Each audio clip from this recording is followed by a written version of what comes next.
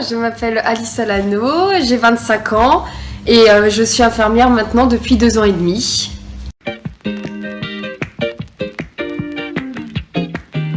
Alors mon métier consiste à prodiguer des soins préventifs, curatifs et palliatifs. On peut prodiguer des soins à nos patients dits de notre rôle propre, comme par exemple les soins d'hygiène, donc les toilettes par exemple. Et on délivre aussi des soins sous prescription médicale, comme par exemple l'administration d'un médicament.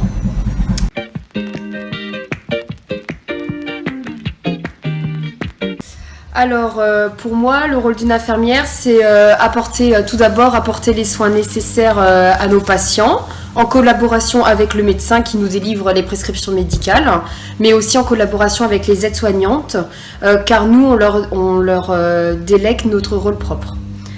Et du coup, c'est avant tout un gros travail d'équipe, le métier d'infirmier.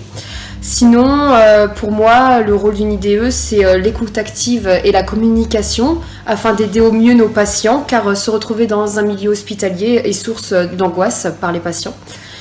Et il faut aussi être bienveillante et instaurer un climat de confiance. Donc moi, c'est ce que j'essaye de faire avec mes patients. Et en général, ça marche plutôt bien. Et du coup, le dernier rôle, c'est mettre en œuvre toutes nos compétences qu'on a apprises à l'école d'infirmière.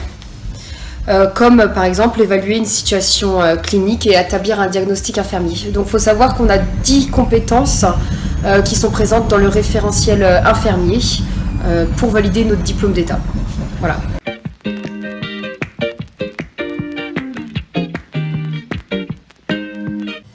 Alors moi j'ai suivi une formation supplémentaire dans mon service parce que la dialyse c'est un service très spécifique et très technique et du coup à l'école on nous apprend que les bases théoriques mais on ne fait aucune pratique vraiment en soi. Donc du coup on a 2 mois de formation quand on arrive dans un service de dialyse et on est doublé tout du long par une infirmière qui a beaucoup plus d'expérience que nous. Donc voilà. Et oui, j'ai appris aussi au contact des patients parce que vu que c'est des patients chroniques, ils nous parlent beaucoup et du coup on apprend beaucoup de leur part par rapport à leur maladie par exemple.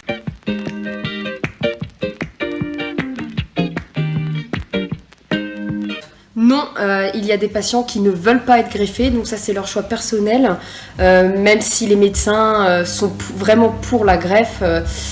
Ils font des entretiens avec les patients qui veulent pas être greffés, mais en général, les patients disent... les patients, en général, il y en a qui sont butés, qui ne veulent pas être greffés. Et pour eux, la dialyse n'est pas forcément vécue comme un problème, quoi. Pour eux, c'est comme si... c'était une habitude. Ils rentraient dans le service de dialyse, ils se font dialyser, ils repartent, et puis ils reviennent 2 jours après. C'est une habitude pour eux. Et il y en a aussi qui aimeraient bien se faire greffer, mais que leur santé ne le permet pas. Donc ça, c'est souvent les personnes qui sont un peu plus âgées. Et en général, elles ont plein de pathologies associées, comme par exemple des pathologies cardiaques, du diabète, des pathologies au niveau des artères. Et du coup, là, la greffe n'est pas possible pour eux.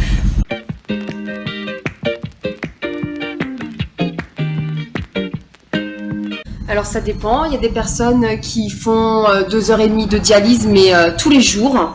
Par exemple nous dans notre service on a un monsieur qui travaille et du coup il vient tous les jours pendant 2h30 faire des dialyses. Et sinon il y a des personnes qui tolèrent très mal les dialyses, les grandes dialyses de 4 heures. Donc ces personnes-là viennent aussi tous les jours pendant 2 heures. Et leur corps, c'est beaucoup plus physiologique de se faire dialyser tous les jours que tous les 2-3 jours. Donc leur corps se porte beaucoup mieux. Sinon, on a des patients qui font 3 fois par semaine, donc les lundis, mercredis, vendredis ou les mardis, jeudis, samedis. Donc 3 fois par semaine, soit 4 heures, soit 3h30. Et il y en a qui ne nécessitent pas beaucoup de dialyse et qui font que 2 fois par semaine. 2 fois par semaine, 4 heures en général. Et en fait, ça dépend de leurs besoins de dialyse, hein, nous on appelle ça comme ça. Et faut savoir que le temps de dialyse est une prescription médicale. Et les médecins évaluent à peu près le temps de dialyse nécessaire pour les patients par rapport aux différents bilans sang et à d'autres examens qu'on peut leur faire. Voilà.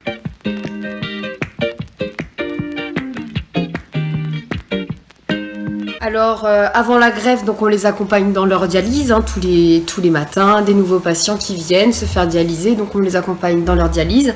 Et du coup, avant la greffe, il faut savoir qu'il y a énormément d'examens à passer avant la greffe, avant d'être inscrit sur la liste de greffe. Donc ça passe d'un simple rendez-vous chez le dentiste à un rendez-vous plus poussé chez le cardiologue, chez le gynécologue, chez l'urologue. Donc voilà, et il faut savoir qu'il y a aussi des explorations fonctionnelles comme la coronarographie, donc pour aller voir les artères du cœur, mais aussi comme par exemple les fibroscopies, donc tout ce qui est endoscopie. Et il faut savoir que c'est des examens très invasifs et assez lourds pour les patients et qui peuvent être aussi source de stress. Et donc nous on essaye un maximum de les accompagner pour pas qu'ils stressent, et on prend tous leurs rendez-vous, comme ça c'est bien cadré. Donc voilà, donc c'est ce qu'on appelle les rendez-vous pour la pré-greffe. Et du coup, une fois que tous les patients ont vu les spécialistes, y compris les psychologues, et qu'il n'y a pas de contre-indication, on appelle ça contre-indication à la greffe. Donc s'il n'y a pas de contre-indication à la greffe, ils sont inscrits sur liste d'attente. Voilà. Et après, comment on s'occupe de nos patients après la greffe ? Alors nous, il faut savoir qu'on a un service de dialyse, donc en général après la greffe ils reviennent pas dans notre service de dialyse, mais on a des nouvelles par rapport à nos médecins néphrologues qui appellent régulièrement les patients. Mais aussi il y arrive que nos patients qui sont greffés viennent nous voir pour nous raconter comment ça s'est passé, et aussi pour voir leurs collègues ils appellent ça leurs collègues de dialyse, quoi, les autres patients qui étaient auparavant dialysés avec eux. Et nos patients greffés viennent voir nos médecins environ tous les 2-3 mois pour des consultations aussi. Mais moi, je ne fais pas du tout partie du service de consultation. Voilà.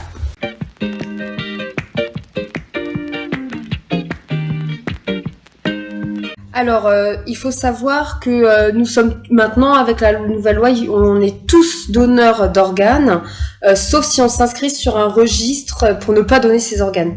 Donc, pour ma part, et au vu de mon métier, moi, c'est sûr que je donnerai mes organes, parce que de toute façon, une fois décédé, on s'en sert plus. Et si c'est pour sauver la vie de quelqu'un en même temps, je ferai ma dernière bonne action. Voilà. Showing you never will cover